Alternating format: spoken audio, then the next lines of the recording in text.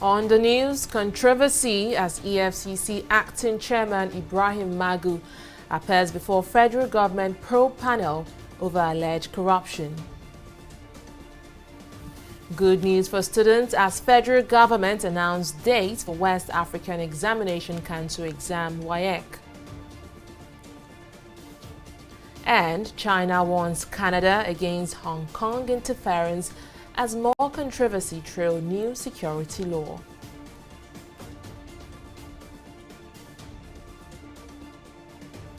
A warm welcome to News Now. I am Fidelia Aguncha.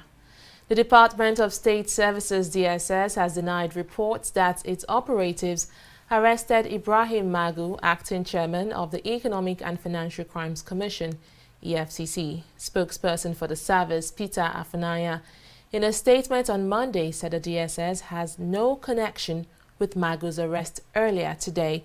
Magu's special advisor on media, Tony Amokodo, had earlier debunked reports that his boss was arrested, saying the EFCC boss was only invited to answer questions regarding some allegations against the agency. Amokodo explained that Magu was invited to appear before a federal government panel set up to investigate the allegations of corruption leveled against him. Journalists were, however, denied access to the hall where the EFCC boss met with the government panel at the presidential villa. The development is coming days after Abubakar Malami, Attorney General of the Federation, accused the anti-graft chairman of gross infractions, including diversion of recovered loot. 21 persons have been declared missing after a boat carrying 23 passengers sank into a river in Benue. The incident occurred on Sunday in Makurdi local government area of the state. Confirming the incident, the State Police Command said 23 persons were involved in the accident, but only 2 people have been rescued.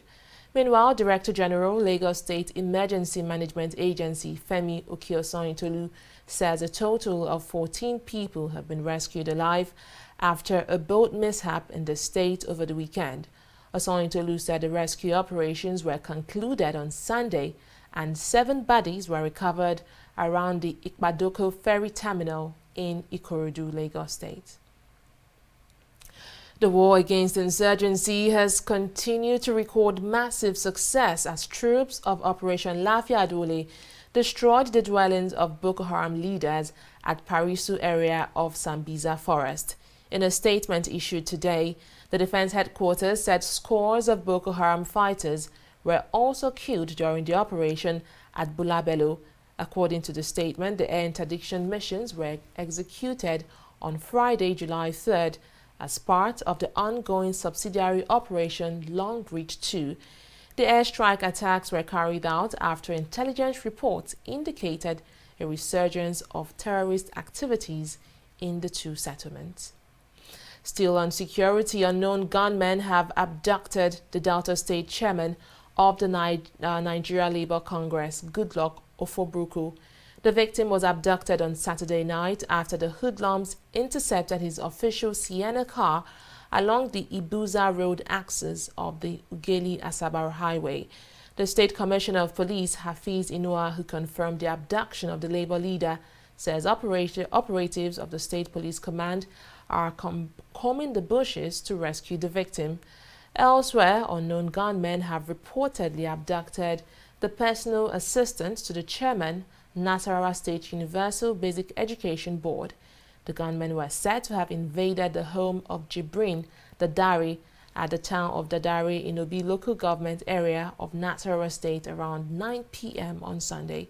Confirming the incident, the chairman of Obi local government area, Mohammed Iyamoga, said he had summoned an emergency security meeting to ensure that the victim regains his freedom as soon as possible. Away from security matters now, the National Assembly has no power to suspend the 774,000 jobs recruitment plan of the federal government. This is according to lawyer and political analyst Liboros Oshoma. Following an argument between the Minister of State for Employment and Productivity, Festus Keyamo, and legislators put the implementation of the recruitment exercise on hold pending the time the Ministry of Labour clarifies the modalities of the program. But Ashoma on TV360's flagship program, Digi360, says the lawmakers are usurping executive power. The lawyer also added that Keyamo could have handled the situation better to avoid an escalation of the matter. They can only communicate to Mr. President their grievance, or their discrepancies after investigating what they ought to do. Since it's a committee after investigation will now refer their findings to the general committee of the House. That's the general House. And if a resolution is passed to that effect, then it is communicated to Mr. President. To sit down unilaterally and say that you have suspended a program where money had been budgeted for because you had a misunderstanding with the minister in the course of investigation, it's clearly not within their power. It's also, not within the powers of Section 88 that they have quoted copiously. I also do not think that at this stage that the House, has suspected, any corrupt practices in absolutely the implementation. Not. Yeah, so if they ought to have wait for implementation first, wait out for the implementation, and then before you now begin to say, okay, yes, you are oversighting, and then you suspect that there were some sharp practices and corrupt practices, and so you would want to find out how this money was spent. I also think that the minister should have managed, this crisis, better than this, rather than create, the kind of situation, that we find. Because at every turn, we find that the president will always want to strike a balance, in his relationship with the members of the National Assembly. So I think the minister ought also to manage, that crisis very well. You can go into a closed-door session with them and then come out to explain to Nigerians what actually transpired in that place. And I think that's where we're heading to, because to believe or not. Well, let's now talk politics. Ondo State Governor Rotimi Akeredolu has announced the appointment of Temitayo Oluwatuyi as a new secretary to the state government, SSG. The appointment follows the resignation of Ifedayo Agunde from the position. Agunde resigned his appointment on Monday but gave no reasons for his action. Akeredolu announced the appointment of Oluwatoyin on his official Twitter page on Monday. The immediate past National Vice Chairman, Northwest of the All Progressives Congress, Inuwa Abdulkadir, is dead. Inuwa died in the early hours of Monday after a brief illness at the age of 54. The news of his death was confirmed by Lawal Shuaibu, a member of the APC. Until his death, Abdulkadir was the chief scribe of the Sokoto Sultanate. He was elected National Vice Chairman for the Northwest under Adams Oshomole-led National Working Committee of the APC, which was recently dissolved.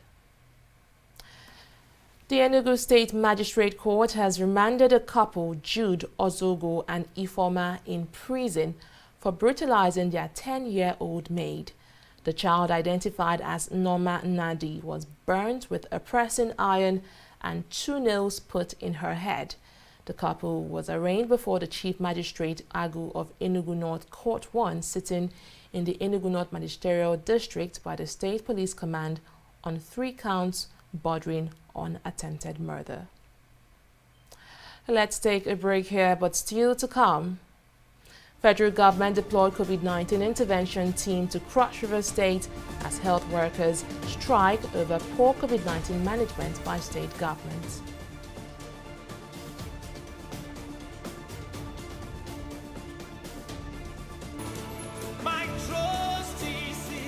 Hello, I'm Dr. Taufik Adeyemi, consultant orthopedic spine surgeon at National Orthopedic Hospital, Gulbi, Lagos. I'm here on the platform of Scoliosis Focus Initiative program on World Scoliosis Day. Scoliosis is an abnormal sideway curvature of the spine with some rotation. These patients present with uneven shoulders, a hump in the back, and even pelvis. Majority of these cases are painless. Up to 5% of our population have scoliosis, and majority of them are idiopathic, meaning that the cause is unknown. You need a thorough history examination with quality X-ray to make an assessment. Your doctor will advise you on the best treatment modality for your child. Scoliosis Focus Initiative is organizing a 2 weeks free online consultation to help you during this COVID-19 pandemic.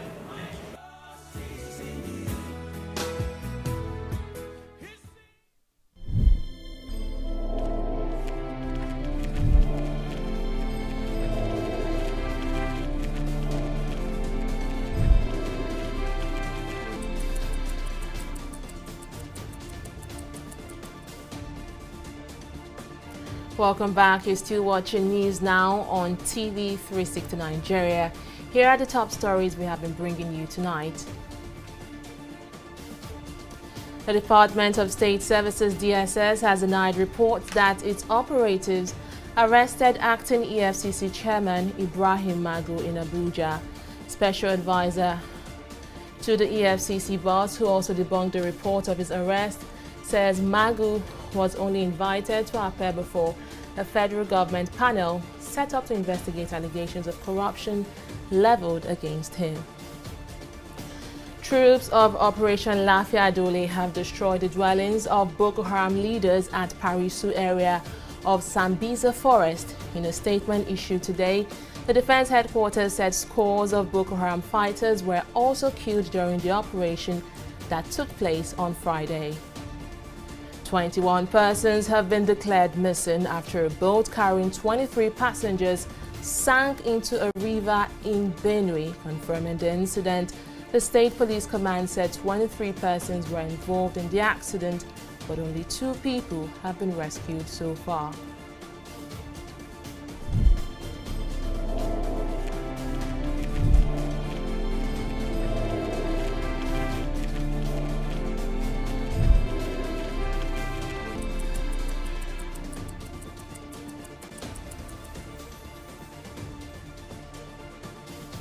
Well, let's now give you updates on our COVID-19 coverage. After testing positive for coronavirus and spending days in self-isolation, the Ondo State Governor Rotimi Akeredolu has tested negative for the virus. The governor confirmed this in a weekly press briefing on Monday. He said the doctors confirmed his negative status after running the test twice. So far, 11,665 of Nigeria's 28,711 infected patients have recovered from the illness, while 645 deaths have so far been recorded. Chairman, Nigeria Medical Association, Nasarawa State Branch, Bulus Umaru Peter, has tested positive for coronavirus. He reportedly contracted the disease while on field work attending to COVID-19 patients in isolation centers in Lafia. Umaru, who confirmed his status on Monday, said he is responding to treatment.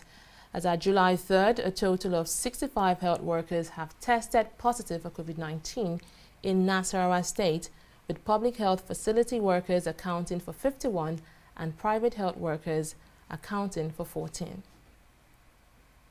The Presidential Task Force on COVID-19 has extended a plea to health workers in Cross River State to call off their strike action. Minister of Health Osagi Ehanire made the plea during the Presidential Task Force briefing on COVID-19 in Abuja on Monday. Doctors in Cross River State had on Monday embarked on an indefinite strike action over COVID-19 concerns in the state. Ehanire also added that security has been beefed up at the Federal Medical Center, Kogi State.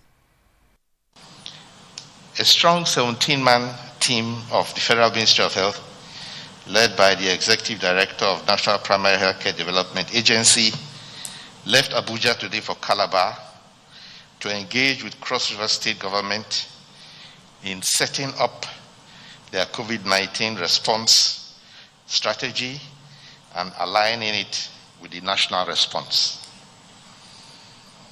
Agencies and many departments of the ministry, such as NCDC, hospital services, family health, are represented in the delegation to ensure the appropriate technical handshake between federal and state cross-river state service delivery pillars, and also to ensure that the disruption of routine medical services, which has been observed in many states, is minimized or eliminated in cross-river state. We have also called on the cross-river state NMA, Nigeria Medical Association branch, to suspend their strike action and receive the ministry's delegation arriving there today. With regard to Kogi State, arrangements are underway to beef up security at Federal Medical Center Lokoja for the protection of staff and patients. The federal government will do all it can to attend to the needs of the citizens and restore service, full service, while we seek ways to engage the state authorities for attending to the needs of the citizens. As part of palliative measures against coronavirus, the federal government has offered 60% debt forgiveness to defaulting radio and TV stations. The affected stations are indebted to the federal government to the tune of 7.8 billion naira. Minister of Information and Culture, Lai Mohammed, made the announcement at a briefing in Abuja in company of the Director General of National Broadcasting Commission, Armstrong Idachaba. He said the criteria for enjoying the debt forgiveness is for debtor stations to pay 40% of their existing debt within the next 3 months. On palliatives for the print media, the minister said the government is already discussing with Newspapers Proprietors Association of Nigeria, NPAN. The West African Examination Council WAEC exams will hold between the 4th of August and 5th of September 2020. Minister of State for Education Chukwuemeka Nwajuba announced this during the Presidential Task Force briefing in Abuja today. The minister has now urged schools willing to take their exams to ensure facilities are made available for revision classes ahead of the commencement of the examination. Meanwhile, Lagos State government has announced that schools in the state will reopen on August 3rd for graduating students to receive classes ahead of the exam. From the 4th of August to the 5th of September, parents, please take note. Last week, the chairman of the PTF announced that school facilities will be available for those who want to go into revision classes. As soon as we conclude WAEC, we will take up the NAPTEB and NACO exams. The idea here is that we have a whole month from now till then. Those who can and those who are willing, the states who are willing, should make their schools available for their children to revise. We've done the most we can with our representative at WAEC, and we have this afternoon confirmed that the dates allotted for the exams will be from the 4th of August through to the 5th of September. Local timings will be published. From tomorrow, this is part of what we are taking into our concluding stakeholder meeting tomorrow with NCDC, Nigerian Union of Teachers. Everybody will be on concluding stakeholder meeting tomorrow. And these dates are what we're going to take into those. We'll be asking that those who are not prepared yet should please go and prepare. We are continuing with registrations for NACO.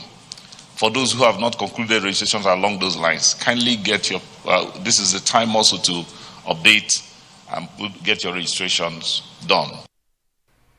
Still on our COVID-19 coverage, as many more countries approve the use of remdesivir for the treatment of COVID-19 patients, the World Health Organization, WHO, has warned that it is yet to ascertain the effectiveness of the drug against the virus.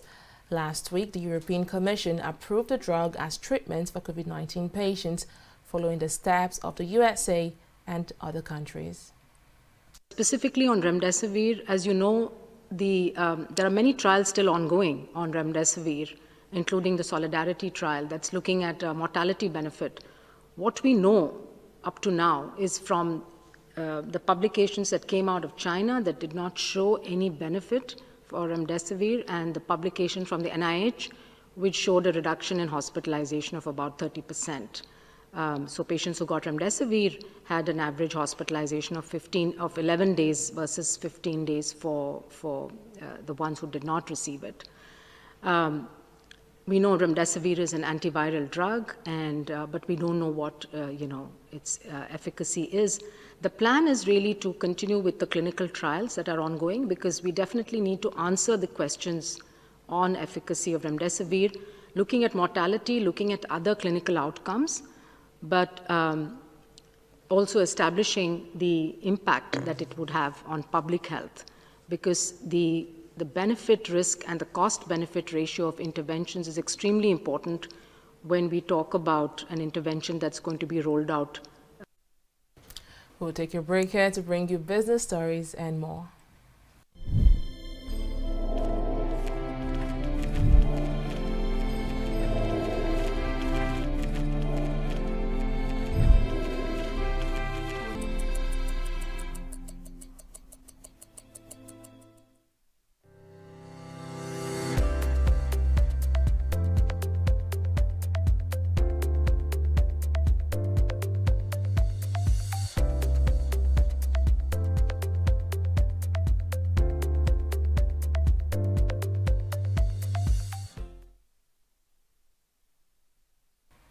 Welcome back. We'll now join Oyin Adekunle for the latest in business stories. Thank you very much, Fidelia, and welcome to business. The federal government has announced that consultations are ongoing for another phase of repair works to begin on the third mainland bridge. The Federal Controller of Works in Lagos, Olukayode Popola, explained that the consultations were towards evolving a perfect traffic management architecture. He said the government is still working, but the modalities for maintenance work, but the bridge will most likely be closed from 24th of July. The third mainland bridge, which has gone through a series of rehabilitation works, was last shot in August 2018 for a 3-day investigative maintenance check. And the total domestic debts for the 36 states of the Federation and the Federal Capital Territory stood at 4.1 trillion naira as of the end of March 2020. And this is according to the Debt Management Office. According to the DMO, Lagos led with a debt profile of 444.22 billion naira, followed by Rivers that had a debt of 266.93 billion naira. An earlier report from the DMO showed that Nigeria's debt profile increased by 4.49% to 28.63 trillion naira in the last 3 months. And this is from the 27.40 trillion naira recorded in the fourth quarter of 2019. The Independent Petroleum Marketers Association of Nigeria Southwest has threatened to stop lifting of petroleum products over the hike in petrol pump price. The Southwest chairman of IPMAN, Dele Tajuddin, described the hike in the pump price by the federal government as unfavorable and unfortunate. While speaking to journalists, the IPMAN chairman said the new price regime of 143.8 naira came as a surprise. He said that the government jacked up the depot price from 111.78 naira to 133.72 naira and the pump price to 143 naira 80 kobo without considering marketers' plights. And here we'll take a pause and return with Stock Market Review. Don't go away.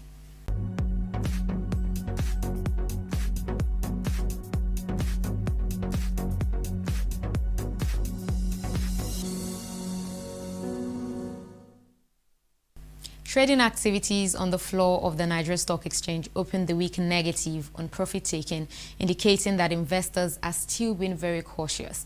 Market benchmark declined by 1.27%, while value of all listed equities also depreciated by 142 billion naira to close at 12.533 trillion naira. And of course, at the end of the day's trading, there were 17 losers against 14 gainers, and a total volume of 189.6 million units of shares valued at 2.7 billion naira were transacted in 4,216 deals. And the top gainers today, we see Flour Mills leading the pack and gaining 90 kobo to close at 18 naira and 50 kobo. It is followed by Zenith Bank, which added 80 kobo. Then Guarantee Trust Bank and NACO also made gains of 20 kobo each. Meanwhile, the losers were Nestle, Better Glass, BUA Cement, and Julius Berger. And moving on now to foreign markets, we see that FTSE is rising. Stocks are rising as investors bet on new wave of stimulus in the UK. The Dow also continued gains as well on bullish China markets. Nikkei extended gains as well, 1.83% higher, the winning streak to fourth session actually, adding 408 points on strength in Chinese markets. And that's it from here. Fidelia, it's back to you. Thank you very much, Omi. Let's now move to the foreign scene. A jet aircraft suspected of carrying illegal drugs has been destroyed by fire after landing on a highway in southern Mexico. Mexico's Defense Department said the plane is believed to have originated in South America but did not give a specific location. Authorities had been tracking the plane once it entered Mexican airspace. Military officials said the lorry packed with 390 kilograms of cocaine was found nearby in the state of Quintana Roo. It is believed that the plane was likely transporting the truck. Troops were dispatched to the landing site, but there are no reports of any arrests yet. And in sports, the race for the 2020 Ballon d'Or is back up and running, with the world's best player all vying to get your head on the most prestigious individual award football can offer. The prize for the best footballer of 2020 will not be handed out until December. Now on the table, Bruno Fernandes enters top rank, while Lionel Messi moves up from the 4th position to the 3rd. And that's it on News Now. Many thanks for joining us. I am Fidelia Aguncha. Bye for now.